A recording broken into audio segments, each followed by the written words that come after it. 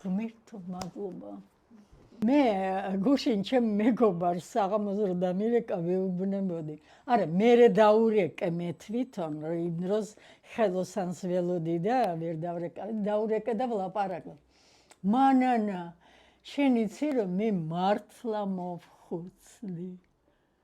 მართლა, იმიტომ რომ აი ეს ჩემ ყოველდღიურობის, აი ეს არის ფონივით მინდა ვთქვა, რომ მეზარება, იმიტომ რომ ფეხზე დგომა მეზარება, ნაბიჯის გადადგმა, მაგრამ იმ მოხუცებულობაზე ფიქრს ჩემ თავს არ ვაძლევ, რომ ვიფიქრო და იმას მივყვე, რასაც მოხუცის სხეული მთავაზობს.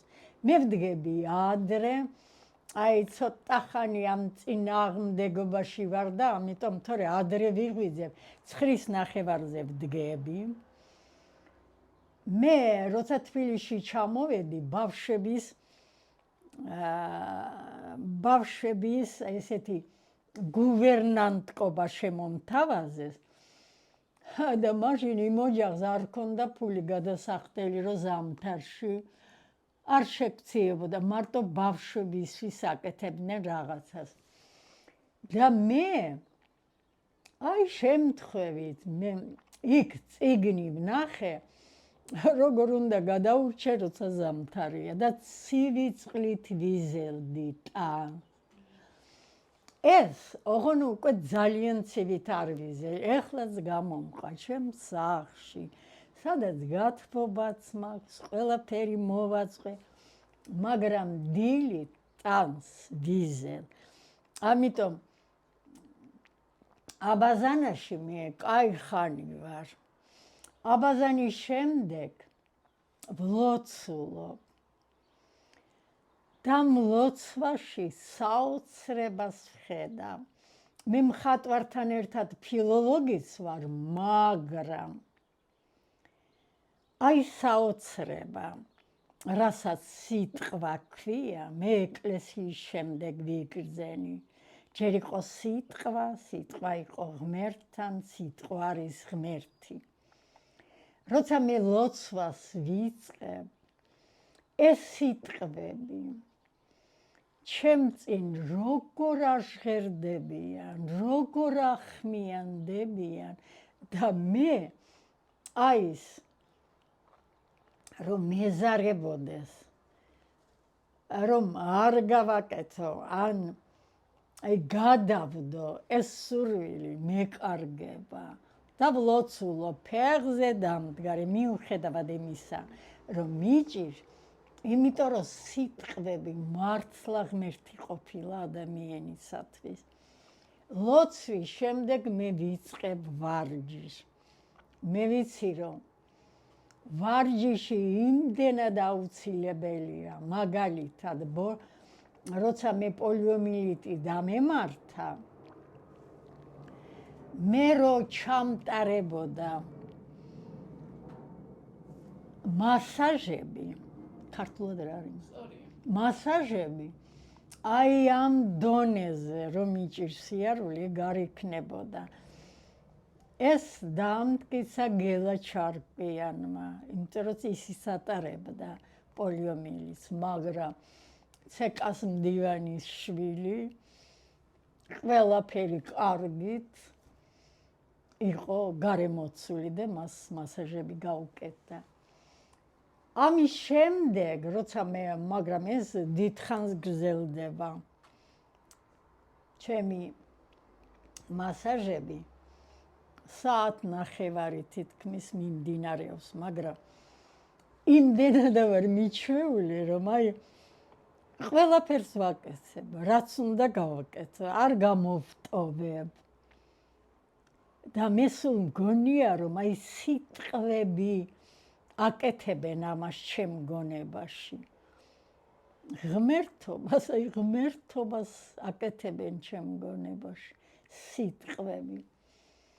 შემდეგ მე ვსვამ ჩაის. ჩაის მის დროს მე რადიო მაქვს ჩართული. ვიცი რა გადაცემები იქნება, რა როდის. ამ გადაცემებს უსმენ. ასე რომ მე არ ვიცი ამ დროს ჩემთვის რა არის მთავარი, საუზმე თუ იმის მოსმენა, რა საოცარი გადაცემები აქვს პირველ არხს. საოცარი. იმდენ რამეს ვგებულობ და იგივეს ვაკეთებ საღამოსაც. ისეთი გადაცემებია 5 საათზე. შემდეგ მე ცოტას აივანზე გავდივარ და იმ გარემოს უყურებ, რომელიც ჩემს ირგვლივ არის. და ეს გარემო ჩემთვის სულ ახალ რაღაც საოცარ აზრებს ქმნის. მაგალითად, ზურაბ წერეთლის მეფეების ძეგლია ჩემი აივნის წინ. იმაზე ვიღაცები ყოველთვის რაღაცას ამბობდნენ, რომ ეს რა დადგა. მე მიყვარს ის. მე მეფეებს გრძნობ. და თვითონ ის გორაკის ისეთი ლამაზი მიჩვენება. ან როცა უყურებ მანქანების მოძრაობას, რომელიც ახლა ქუჩას ავსებს, ესეც მომწონს. და იქ უკვე მზესთანაც რაღაც ურთიერთობა იქნება ჩემთვის. არ ვიცი, მზეც მესაუბრება ალბათ და იმიტომაც მედეა ჩემში ამ დონეზე რომ განვითარდა ჩემი ლტოლვა მისი გახსენებისკენ. მზის დამსახურებაც არის ალბათ. შემდეგ მე ვიწყებ ხატვას. მე წელს გავიკეთე თვალების ოპერაცია და ცოტა ხანი არ ვხატავდი, იმიტომ რომ ვერ ვხედავდი. ეხლა ერთი სურათი კი დავხატე, მაგრამ მეორე, სადაც ყვავილებში მინდა კატა დავხატო, აი კატის ის რაც კატისგან მინდა თავისი სახის გადმოცემა ის ცოტა მიძნელდება. ამიტომ მასზე უკვე დიდი ხანია მუშაობ. მერე აი პირველი კლასიდან, როცა მე ანბანი ვისწავლე, მაშინვე დავიწყე მე კითხვა და მიყვარს წიგნების კითხვა.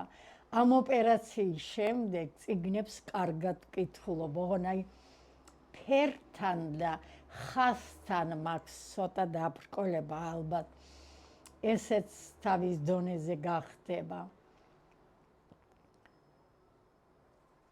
და როცა არც იქ ვკითხულობ, არც ვხატავ, მაშინ წამოწოლილი ჩემ გონებას უსმენ.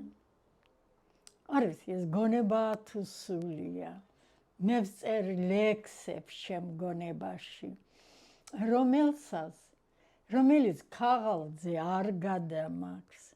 არ გადამაქვს, იმიტომ რომ ისევ ვტკბები, ასე მგონია, რომ ვიღაცა პოეტის ლექსებს ვისმენ. ან რაღაც ისეთი ლამაზი ეპიზოდები ამოტივტივდება ჩემს ტვინში. გაოცებული უსმენ და ბედნიერი ვარ. მე არ მეგონა, რომ 88 წელს მივახცევდი.